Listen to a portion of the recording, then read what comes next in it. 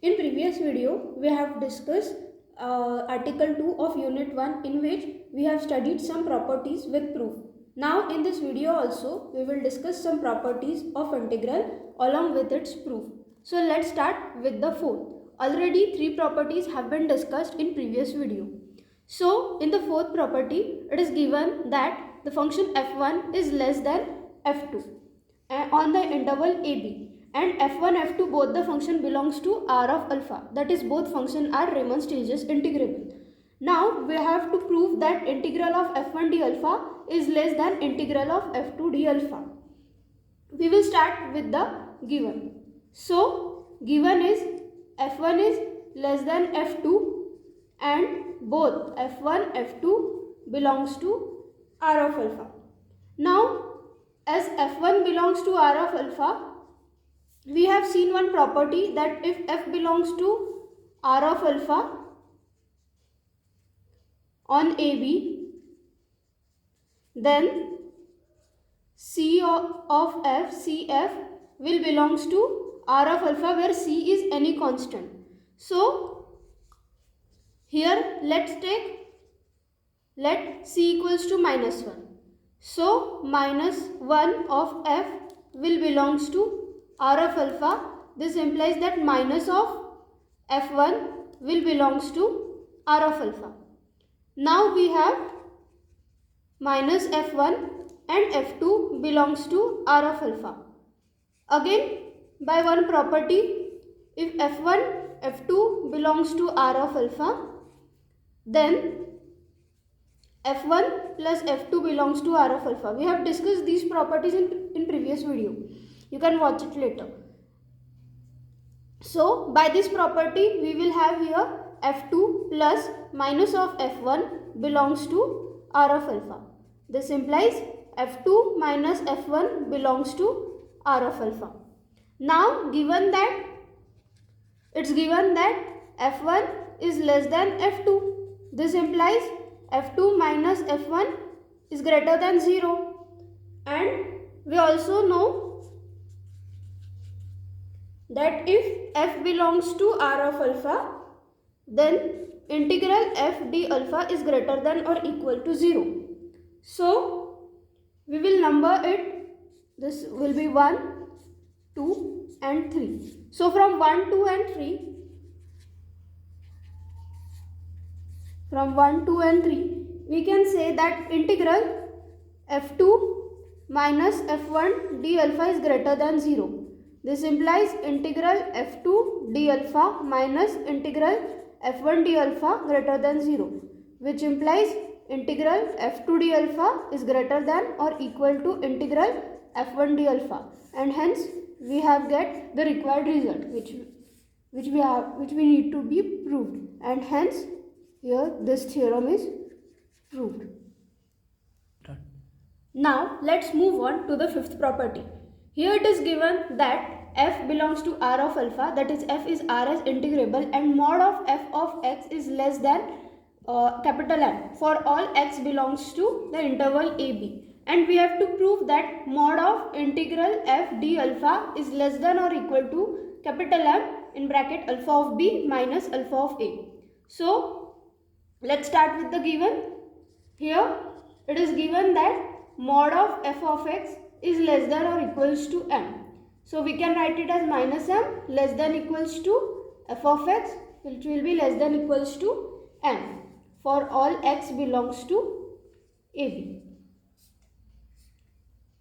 Now let P be any partition. Let P be any partition of interval AB.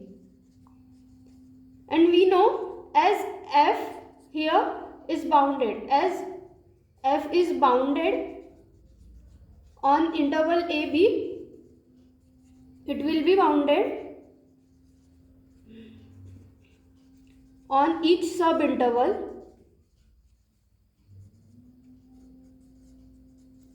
As f is bounded on interval AB, it will be bounded on each subinterval, say xi minus 1 xi.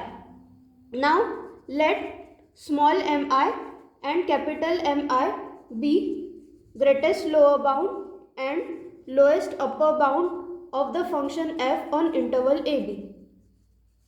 So we have minus m, which will be less than the greatest lower bound, which will be less than the lowest upper bound, which will again be less than m.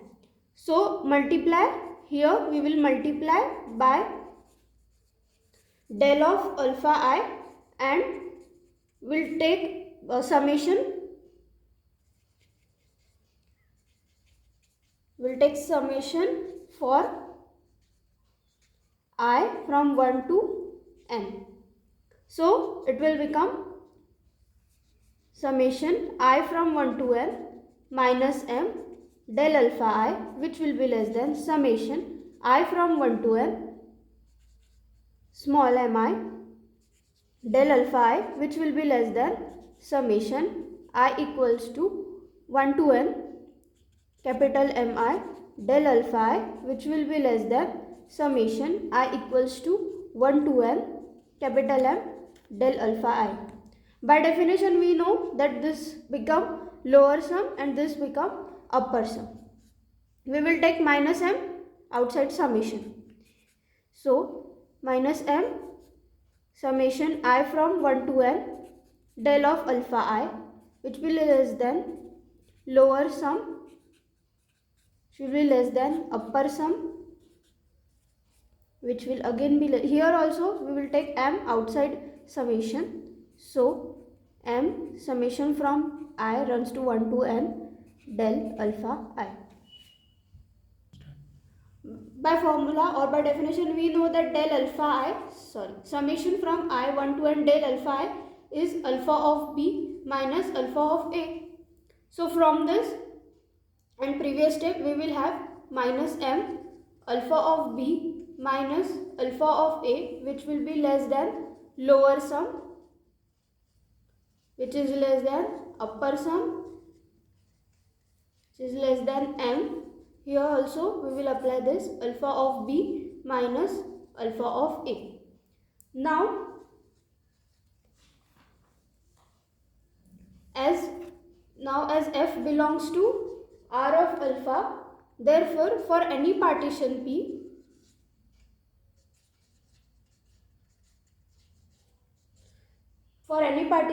we have lower sum, which is less than integral f d alpha, which is less than upper sum.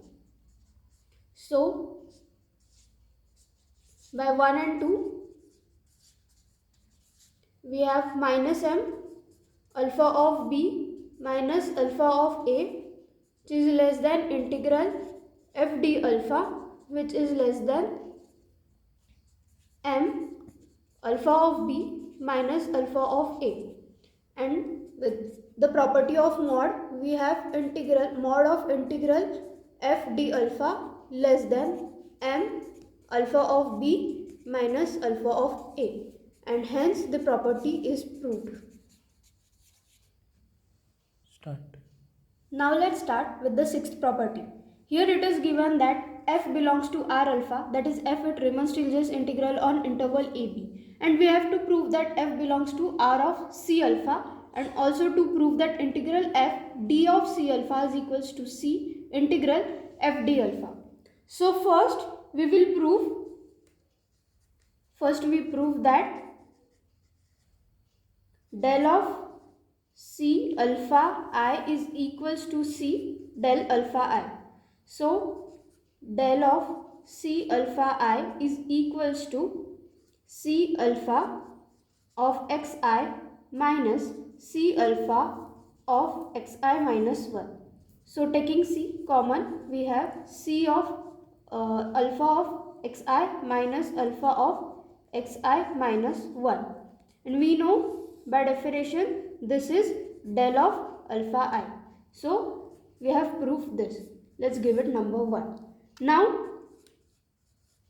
by definition we know lower sum P f C alpha will be equal to summation I from 1 to n mi del of C alpha I.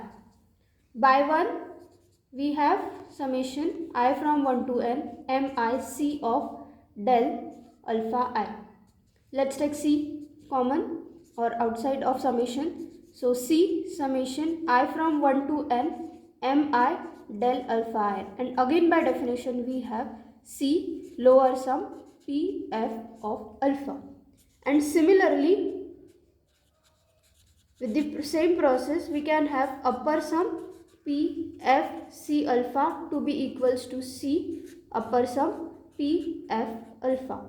So let it be 2 and 3.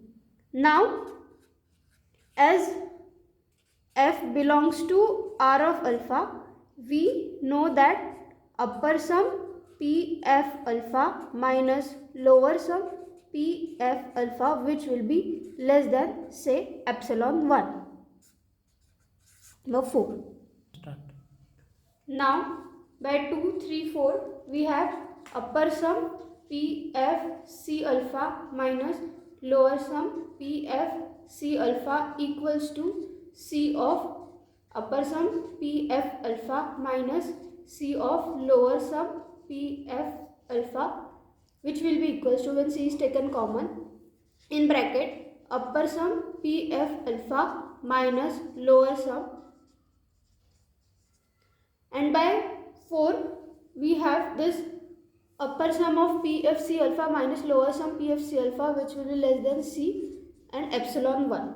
So it is strictly less than C, and by property, or we can say by definition, we have f belongs to, this implies f belongs to R of C alpha. Hence integral f d of C alpha, which will be equals to upper integral f d C alpha, which will be equals to lower integral f d C alpha, and hence first part is proved.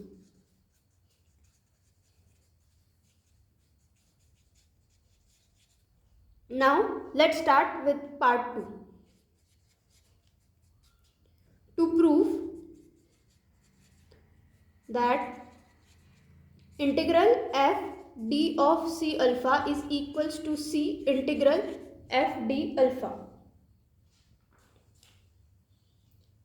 As f belongs to R of alpha, we have integral f d alpha equals to upper integral f d alpha equals to lower integral f d alpha. Name it as 5. Now we'll take this equal to this. So integral f d alpha equals to lower integral f d alpha, and by definition of lower integral we know that here we will take C of d alpha from this, and by definition we know that lower integral of f d C alpha is lowest upper bound of all lower sum P f C alpha, where P is any partition of interval AB.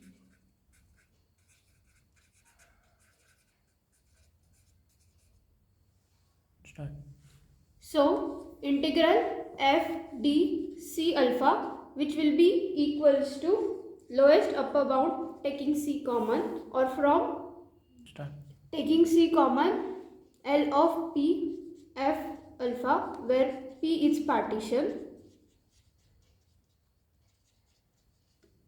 Now taking C from outside, C lowest upper bound of all lower sums, where P is partition. So by definition this is lower integral f d alpha, and from 5 we know C is lower integral is equals to integral f d alpha. So hence integral f d C alpha is equals to C integral f d alpha. Here second part of the theorem is proved, and hence the total theorem is proved. Start. So let's start with the last property of article 2 of this unit. So here it is given that f belongs to R of alpha 1 and f belongs to R of alpha 2. Here alpha 1 and alpha 2 are monotonic increasing bounded functions on interval AB. Then we have to prove that f belongs to R of alpha 1 plus alpha 2, and also we have to prove that integral f d of alpha 1 plus alpha 2 is equal to integral f d of alpha 1 plus integral f d alpha 2. So first we prove del of alpha 1 plus alpha 2 I equals to del of alpha 1 I plus del of alpha 2 I. So del of alpha 1 plus alpha 2 I is equal to alpha 1 plus alpha 2 xi minus alpha 1 plus alpha 2 xi minus 1. So alpha 1 xi minus alpha 2 plus alpha 2 xi minus alpha 1 xi minus 1 and minus alpha 2 xi minus 1. So taking common terms of alpha 1 and alpha 2 alpha 2. So we have alpha 1 xi minus alpha 1 xi minus 1 plus alpha 2 xi minus alpha 2 xi minus 1, and by definition we have del of alpha 1 I plus del of alpha 2 I,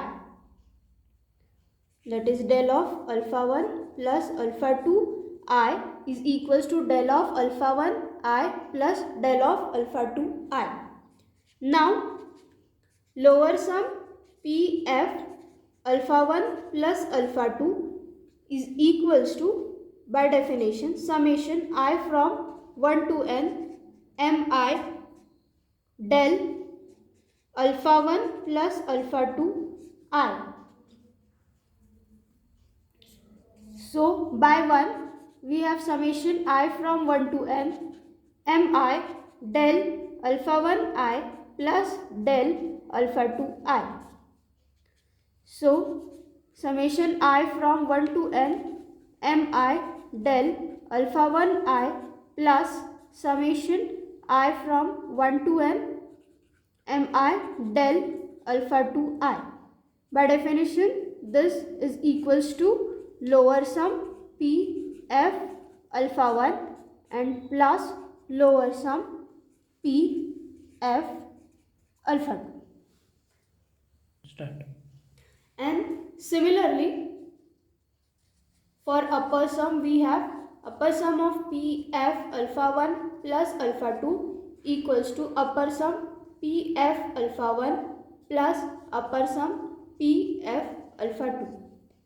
As it is given that f belongs to R of alpha 1, we have upper sum p f alpha 1 minus lower sum p f alpha 1 less than epsilon by 2. Also f belongs to R of alpha 2, so it implies upper sum p f alpha 2 minus lower sum p f alpha 2 less than epsilon by 2. So now upper sum p f alpha 1 plus alpha 2 minus lower sum p f alpha 1 plus alpha 2 is equals to upper sum p f alpha 1 plus upper sum p f alpha 2 minus lower sum p f alpha 1 minus lower sum p f alpha 2.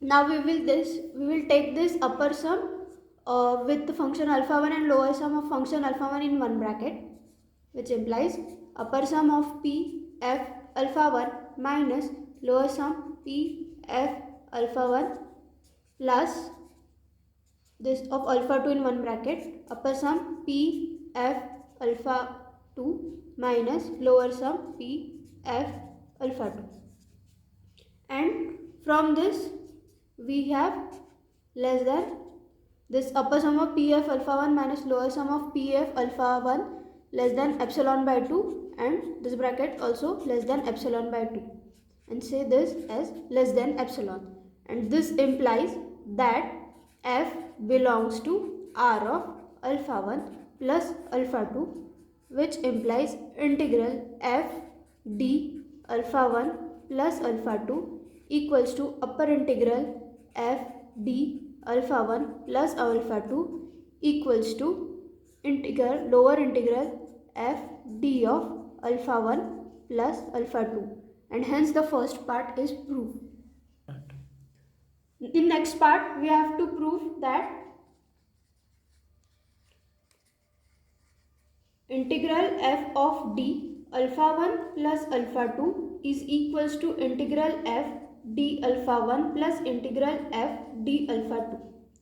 So we know that integral f d of alpha 1 plus alpha 2 is equal to lower integral f d alpha 1 plus alpha 2, and by definition of lower integral is that is equals to lowest upper bound of lower sum, where P is partition. So, and we know that this lower sum can be divided as lower sum of P f alpha 1 plus lower sum of P f alpha 2, where P is partition, which is again, and this will be greater than or equals to lower integral f d alpha 1 plus lower integral f d alpha 2, and as f belongs to R of alpha 1 and f belongs to R of alpha 2, the lower integral of both is equals to integral. So this integral f d alpha 1 plus alpha 2 will be greater than or equal to integral f d alpha 1 plus integral f d alpha 2, say as A. Also integral of f d alpha 1 plus alpha 2 is equals to upper integral of f d alpha 1 plus alpha 2, and by definition this is equals to greatest lower bound of upper sum. P is partition.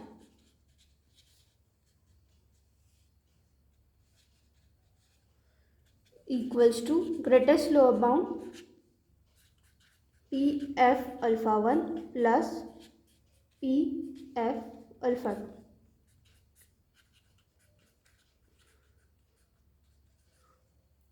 So which will be less than or equals to upper integral f d alpha 1 plus upper integral f d alpha 2, which will again be less than integral f d alpha 1 plus integral f d alpha 2.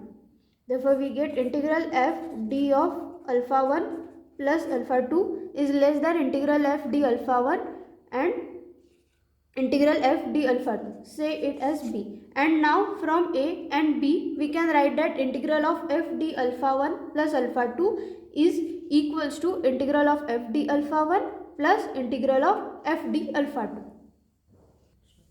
So from A and B we have integral f d alpha 1 plus alpha 2 equals to integral f d alpha 1 plus integral f d alpha 2, and hence the property is proved. So in next lecture we will see some more theorems of unit 1, and here all the properties of article 2nd are completed. Thank you.